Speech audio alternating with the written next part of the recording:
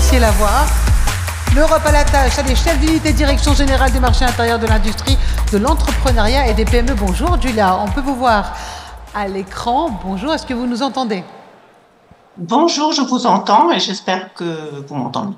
On vous entend très très bien. Alors on a entendu le regard des industriels aujourd'hui dans cette conjoncture qui est particulière. Et la question est très concrète, Julia.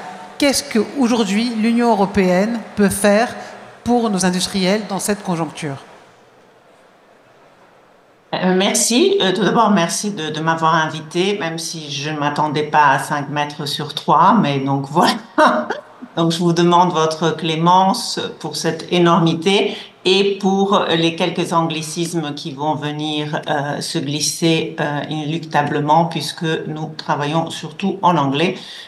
Mais avec le souhait vraiment de soutenir l'industrie. On voit avec ce deuxième mandat de Madame von der Leyen qui a vraiment, et voilà le premier anglicisme, carrément à mon anglais, un shift, un déplacement quand même de la politique suite à la déclaration d'Anvers en 2023. Évidemment, ce n'est pas que à cause de cette initiative des industriels, mais vraiment, il y a un souci de se rapprocher de l'industrie et notamment de l'industrie manufacturière comme vraiment un acteur important, y compris dans la décarbonisation, hein, et plutôt de ce qui était fait avant. On fait des règles pour la décarbonisation et l'industrie suit. L'idée maintenant, c'est de suivre ensemble et cela a été très clair par des prises de position politique à très haut niveau, tout d'abord par M. Letta, puis par M. Draghi, et finalement de façon plus institutionnelle dans les lignes directrices de la présidente avant son élection et plus récemment avec le Competitiveness Compass, donc la boussole de compétitivité où vraiment on dit si on veut y arriver, il faut vraiment mettre l'industrie en premier plan. Mettre l'industrie en premier plan avec tous les outils qu'on a. Et on vient de parler beaucoup des outils, par exemple, de politique commerciale qui sont extrêmement importants, mais qui maintenant veut aligner sur une véritable politique industrielle. Il faut savoir qu'il n'y a pas de base légale pour une politique industrielle active, donc c'est juste une activité de coordination, mais il y a des bases légales donc pour la concurrence, on en a parlé, pour la politique commerciale, pour la coordination, pour les règles du marché intérieur, pour les règles aussi qui veillent à la libre circulation des entreprises et des capitaux. Donc il y a quand même beaucoup d'outils qu'il a été décidé maintenant de mettre ensemble de façon proactive pour soutenir l'industrie dans les efforts de décarbonisation, mais aussi de sécurité économique. Alors, il a été décidé de les mettre ensemble, ces outils, mais face au nouveau protectionnisme, comme on peut dire, qui se passe dans le monde, comment est-ce que l'Europe nous propose d'utiliser ces instruments? Comment est-ce que ça peut aller peut-être plus vite? On sent ici, sur Global Industries, qui est la plus grande usine du monde, on sent une attente de l'Union européenne. Quels sont les instruments, Julia, que vous pouvez leur demander d'utiliser? Alors, tout d'abord, avant de parler des instruments, on va parler des atouts qui sont donnés par l'Union européenne, mais on est tellement habitué, on y pense moins. Le premier atout énorme, c'est le marché unique. Donc, oui, si on peut faire face à la Chine aux États-Unis, c'est parce que l'Union européenne, c'est un marché unique de 450 millions de consommateurs. Ensuite, l'état de droit. Donc, une des grandes raisons pour que les entreprises continuent d'investir, ce ne sont certainement pas les coûts du travail ou les impôts en Europe, c'est l'état de droit. Ceci est très important et on a toutes sortes de lois européennes, nationales, qui sont coordonnées. Et troisièmement, et n'oublions jamais les personnes, les talents. Les talents, la tradition manufacturière, les personnes, les ouvriers, les managers qui aident l'Europe à produire. Et mettre ensemble les outils, c'est utiliser tous les outils à notre disposition pour que cela marche pour la souveraineté économique, pour que cela marche pour les industries, pour que cela marche pour les citoyens. Et donc, j'ai dit marché unique, il y a encore plein de barrières.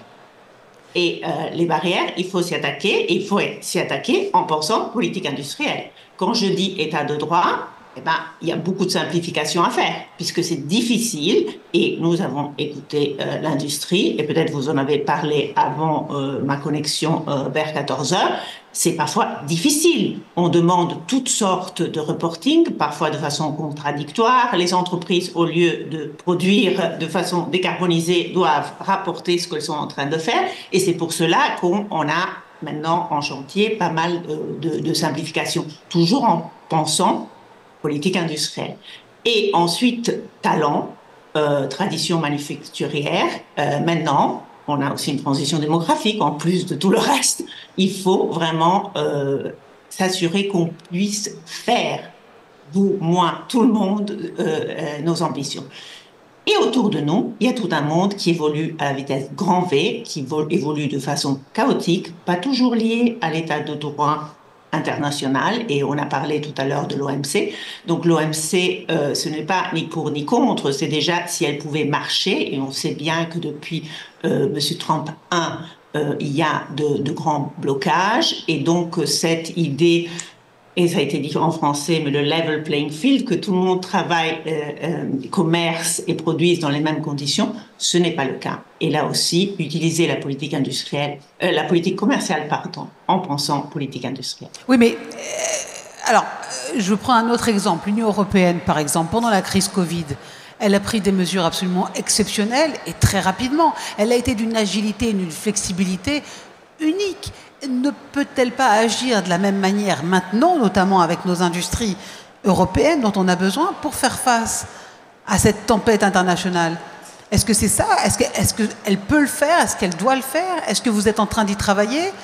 Ou est-ce qu'au contraire, non, il faut d'abord se concerter et ça risque de prendre du temps? Alors, je suis bien placée pour en parler, puisque j'étais dans la task force de M. Breton pour la production des vaccins. Et donc, je l'ai vu, j'y Oui, ai donc vous travaillé. étiez dedans, vous aviez les mains dedans, J'étais exactement. dedans. Voilà. Et comme vous le dites, le Covid, c'est une expérience en temps réel, en temps passé. On peut le faire. Mais je peux vous assurer que toutes les règles ont été respectées. Donc évidemment, il y avait une énorme, il n'y avait pas eu de passe-droit, hein. On a tout respecté. Les vaccins qui ont été utilisés par moi, sûrement par vous, très probablement, étaient des vaccins qui étaient approuvés avec toute la procédure Oui. à la vitesse grand V. Ça a été dit, hein. Oui. Allez vite. Est-ce qu'on peut faire ça aujourd'hui pour nos industries? C'est faisable, on a démontré qu'on peut le faire. Ça veut dire des ressources, ça veut dire un sens d'urgence, et on l'a maintenant. Mais, et c'est important pour nous, toujours dans le respect des règles. Les règles étaient là pour que justement le vaccin ne soit pas toxique. Mais là, il y a des règles pour l'industrie, il y a déjà même beaucoup de normes. Et il y a des règles. Et il y a des règles. Et à l'époque, on a réussi à faire tout ceci parce qu'on avait des règles, parce qu'on avait un marché unique qui ne marchait pas au début, hein, disons-le. Okay. Hein. On l'a tous vécu pendant 2-3 mois, il n'y a plus de marché unique. Donc c'est faisable. Et l'idée, c'est d'avoir des outils qui sont plus rapides, mais qui ne nous trahissent pas. Donc, évidemment, la première chose qu'on va faire avec les Américains pour les droits de douane maintenant, c'est, j'imagine que c'est déjà en train de se faire, c'est leur parler. Mais comme a dit le commissaire responsable du commerce international, pour applaudir, il faut deux mains. On a des outils qui devraient être plus rapides. Il faut dire que déjà avec Trump 1, on a fait la procédure, ça a duré des années pour adopter l'instrument d'anticoercition, comme ça on le dit en français. L'idée, c'est de pouvoir rapidement, avec nos temps, puisque nous ne sommes pas un État, nous sommes un ensemble de 27 États, mais de façon rapide, de pouvoir réagir avec toute la panoplie des outils. Donc, non seulement en droit de douane, mais aussi avec la propriété intellectuelle, avec les appels d'offres, avec toutes sortes de choses. Mais alors, évidemment, ce que vous dites, pour bien comprendre, Julia, vous dites qu'en fait, l'Europe peut imposer les mêmes droits de douane que font les États-Unis en ce moment? C'est ça la réponse qui peut être faite?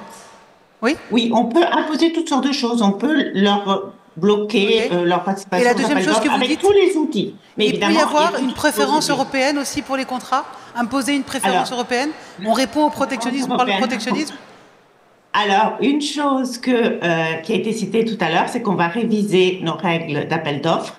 Et on va, avec l'objectif, c'est pas fait encore, hein, d'ailleurs c'est dans la boussole de compétitivité, avec l'objectif d'avoir des critères qui ne sont pas des critères de prix.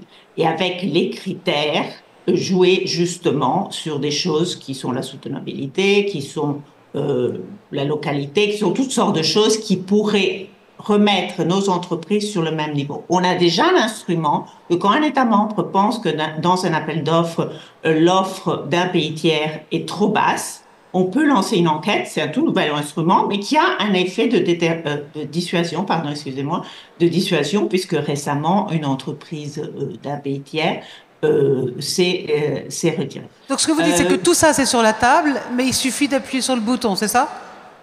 Voilà, le bouton, chez nous, c'est pas un seul bouton, parce qu'il y en a 27, mais je dois dire qu'il y a un certain consensus. Par contre, appuyer sur le bouton, il y a quelque chose qui est, ce n'est pas vraiment une coïncidence, mais presque une coïncidence sur la table, c'est qu'à l'époque de Trump 1, les tarifs douaniers sur l'acier et l'aluminium, Oui.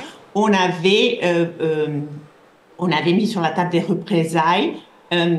Alors, ça a été dit, oui, non, mais c'est toujours sur le cognac. Bon, ben, une des représailles est sur le bourbon du Kentucky, les Harley-Davidson, ça, on ne peut pas oublier, et le jus d'orange de Floride, et bon, vous pouvez voir quel genre d'État c'est, et elles ont été suspendues à l'époque Biden, mais elles ont été juste suspendues, et justement en avril, le bouton pourrait être appuyé. Donc, ce n'est pas qu'il n'y a pas d'outils, ce n'est pas que ce sont des temps bibliques, mais ce ne sont pas des temps sans état de droit. Donc, quand même, il y a des règles. Dernière petite question, justement, il y a eu un récent plan de relance européen avec le renforcement de l'industrie. À quel point tout ce plan-là va aussi irriguer le reste des secteurs industriels? Vous parlez de la défense. Exactement, dans le secteur de la défense.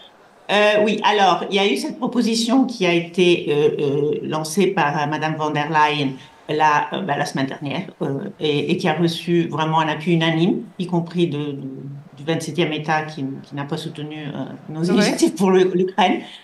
L'idée, vraiment, on parle d'une enveloppe de 150 milliards pour un effet total de 800 milliards. Et bon, 800, c'est un peu le chiffre mythique de M. Draghi, de 800 milliards. Et oui, l'idée, c'est de relancer l'industrie de la défense, parce que, évidemment, besoin géopolitique évident. Aussi parce que l'Europe a bénéficié de ce qu'on appelle le dividende de la paix, et on a dépensé pour tout un tas d'autres secteurs et de façon tout à fait stratégique et importante.